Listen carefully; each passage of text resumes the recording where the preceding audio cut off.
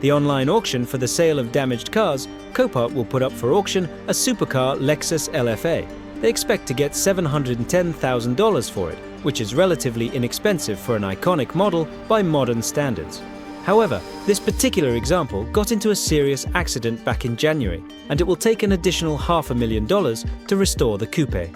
It is known that the previous owner of this Lexus LFA lost control on a wet surface and flew off the road. As a result, the supercar received multiple damage to the body. For example, the door and threshold on the passenger side, the rear bumper and front splitter were seriously damaged, and the hood and lights are completely missing.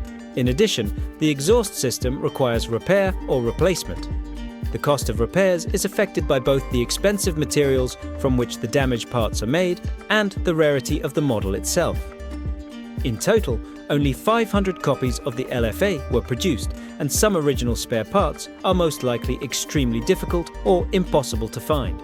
At the beginning of the year, the owner of the car expressed a desire to restore it, but later, apparently, preferred to receive an insurance payment. The damaged supercar became the property of the insurance company, which began selling it.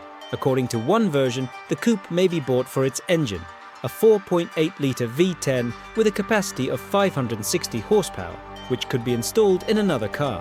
One of the Lexus LFA is currently listed for sale on avto.ru. They are asking 100 million rubles for a right-hand drive example with a mileage of 1,500 kilometers. This is the most expensive right-hand drive car on avto.ru at the moment.